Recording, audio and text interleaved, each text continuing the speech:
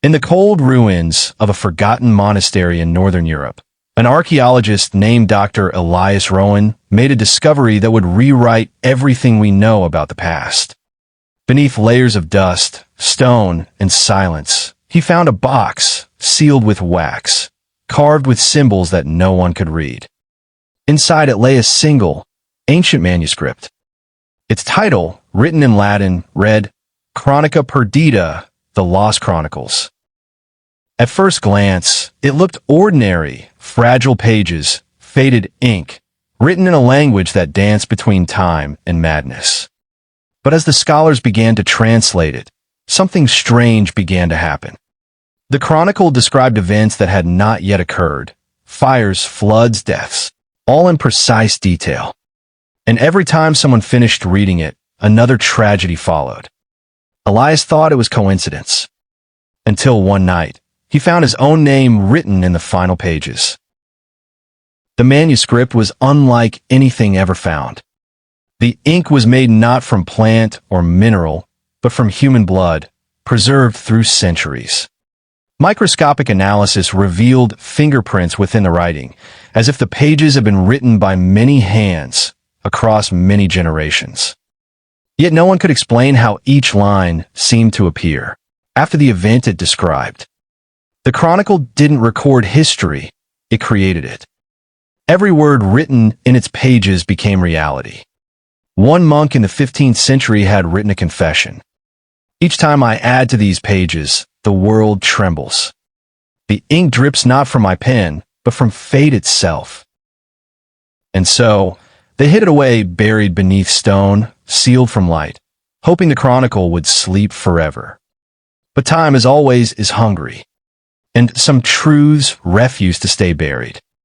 When Dr. Rowan published his findings, he became famous overnight. News outlets called it the greatest archaeological discovery of the century.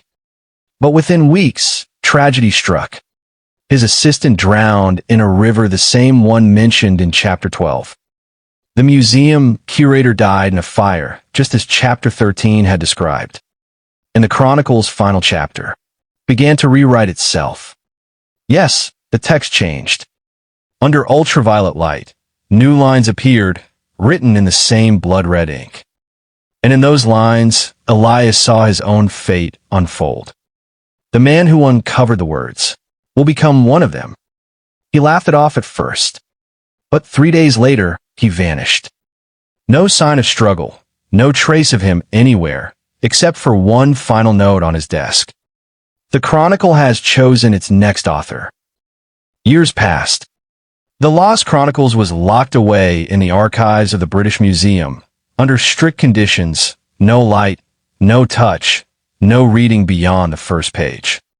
But curiosity is a powerful curse.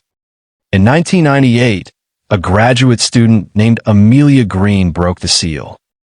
She wanted to finish what Elias started. She read the forbidden chapters aloud, recording every word. That night, the power in London went out for 7 minutes. In those 7 minutes, 7 people died under mysterious circumstances. When the lights returned, Amelia's recorder was still running, but the voice wasn't hers anymore. It spoke in Latin. Cold, ancient, repeating one phrase. History hungers. No one knows where Amelia went. But the chronicle was found again on the desk, open, with fresh ink dripping from the edges. Scientists examined it. The blood was still wet, as if written seconds ago. But no fingerprints. No explanation. Only the same words, glowing faintly under the dark light. To read is to remember. To remember is to repeat. Decades later, the manuscript resurfaced online, a single scan page leaked by an unknown source. Within 24 hours, the website crashed. The servers burned out. And those who downloaded the image reported strange dreams of fire, of ruins, of voices whispering from old parchment. Experts tried to dismiss it as digital corruption. But one cyberforensic investigator traced the image metadata. It had been uploaded from a location that no longer existed, a village erased by war 200 years ago.